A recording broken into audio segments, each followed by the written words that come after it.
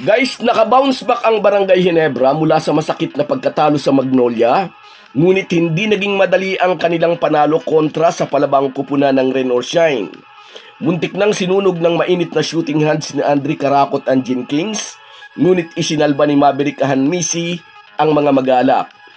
Although noong unay maraming umaayaw kay Ahanmisi, ngayon nagiging paborito na rin siya ng mga Ginebra fans. Yan at maraming iba pa ang ating pag-uusapan, kaya panoorin nyo ang bidyong ito hanggang dulo. Pero bago ang lahat, kung gusto nyong suportahan ang ating channel, please like and subscribe. Malaking bagay na po yan sa aming mga vlogger. Sa mga nag-subscribe na, maraming salamat. At sa mga hindi pa, salamat sa pagdalaw ninyo dito sa ating channel.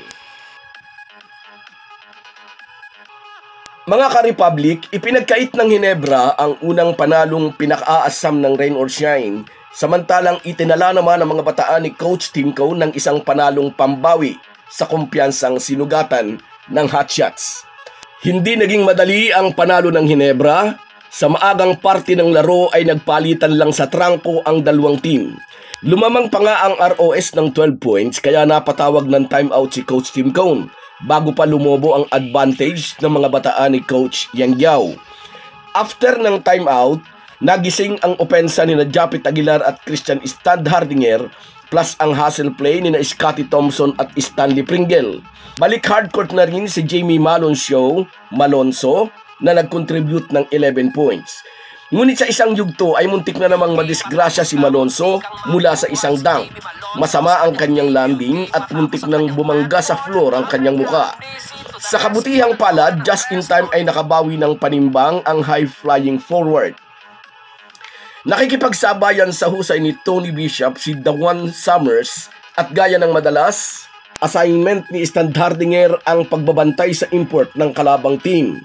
Sa lagkit ng depensa ni Stan kay Summers ay napipiko na ito at naaapektuhan ang laro.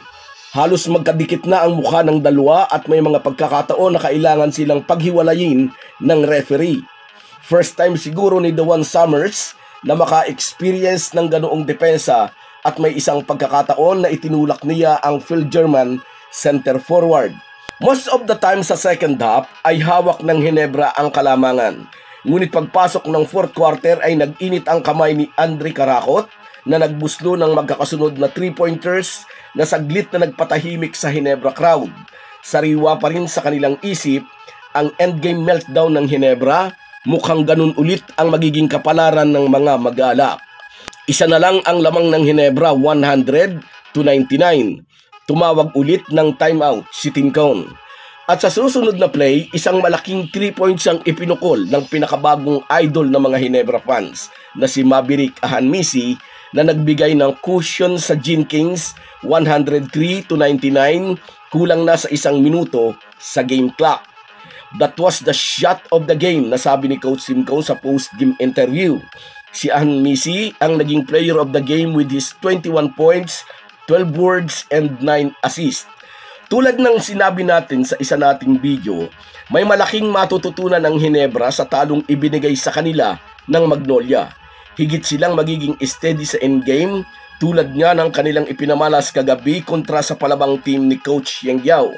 Sinayang ng Ginebra ang career high 32 points ni Andre Caraco na muntik nang sumunog sa almost triple-double ni Maverick Ahanmisi na 21 points, 12 boards, and 9 assists. Gaya ni Dawan Summers ng ROS, may 25 points din si Tony Bishop at 12 rebounds. Sapat na iyon para kay Timko. Ang recipe raw ng isang matagumpay na team ay chemistry. Kapag mayroon ka raw import na inaasahan mong i-score ng 50 to 60 points, kakainin naman ito ang produksyon ng ibang player. Nananatiling ang championship ang target ng Barangay Ginebra. Kung ang ibang team ay nangangarap na makasaltaman lang sa playoffs, ang laging punterya ng Jean Kings ay ang kampyonato. So guys, yan lang muna. Hanggang sa muli. Bago tayo magpaalam, may imekos-mekos na natin ang ating shoutout. Shoutout kina Darnell Domingo, Josie Casilaw, Carlos Cayanan, Ray de la Cruz and Eliza Ruth Rosario. Rino Baral, Ireneo Salangsang, Romeo Conchada, Alex Caras,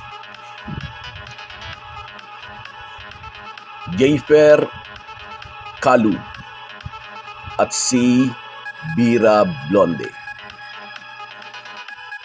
Kahit gaano po tayo kabisi ay huwag po nating kalimutan ang ating buhay espiritual.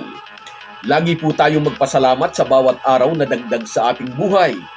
Malaki po ang maitutulong ng pananalangin araw-araw. Isang paalala po mula sa inyong Halo Halo Sports Republic.